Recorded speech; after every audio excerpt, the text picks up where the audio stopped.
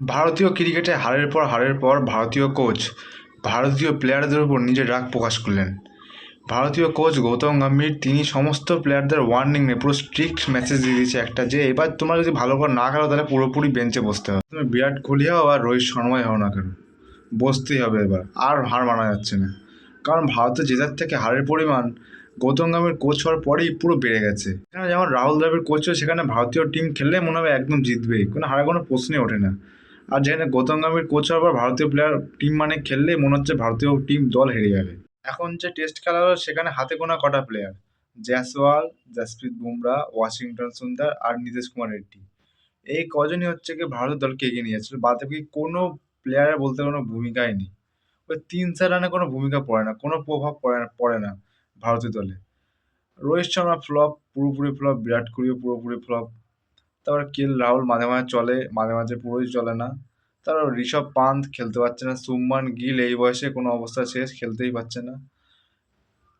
মানে এবার এদেরকে বসে নতুন প্লেয়ার খেলানো উচিত। চেতেশ্বর পূজা, অজিঙ্ক্য রাহানে খেলায়নি, নতুন মুখ খেলাবে, নতুন মুখ খেলে অবস্থা খারাপ। এক্সপিরিয়েন্স দরকার, বিরাট কোহলি রোহিত শর্মা খেলাচ্ছে, খেলতে পারছে না। এতই যখন ভারতীয় বিসিসিআই এক্সপিরিয়েন্স দরকার ছিল, চেতেশ্বর পূজার আর অজিঙ্ক্য রাহানে দলে নেওয়া উচিত ছিল।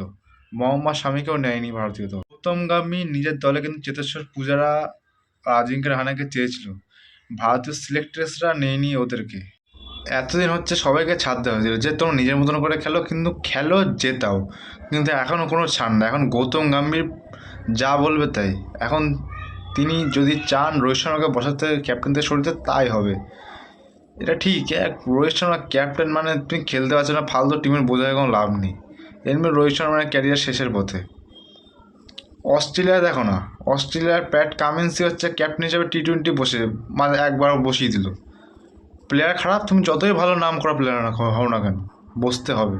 কিন্তু ভারত বলে তুমি ক্যাপ্টেন বসাই যাবে না, একদম রোহিত শর্মা বসাই যাবে না। আমি মানছি রোহিত শর্মা ভালো প্লেয়ার, কিন্তু এখন যা পরিস্থিতি রোহিত শর্মা পুরোপুরি ফেল হবে। এখন নতুন প্লেয়ার লাগবেই ওর জায়গায়। এমন একটা রোহিত শর্মা জায়গায় যদি অন্য একটা প্লেয়ার এসে যদি শতক মেরে দেয়, তাহলে লাভটা কার হবে, ভারতের না হচ্ছে কি প্লেয়ারদের?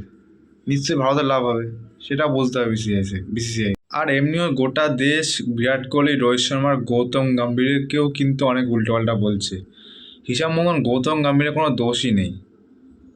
সমস্ত গৌতম গম্ভীর তো কোচ ভাই, প্লেয়ার খেলছে, সিনিয়র প্লেয়ার। রোহিত শর্মা বিরাট কোহলি থেকে সবচেয়ে বেশি এক্সপেকটেশন থাকে হচ্ছে ভারতের দল না, পুরো প্রত্যেকটা দেশের সমস্ত লোকের হচ্ছে কি এই দুজনের দিকে চেয়ে রয়েছে, কিন্তু দুজনেই পুরোপুরি ফ্লপ।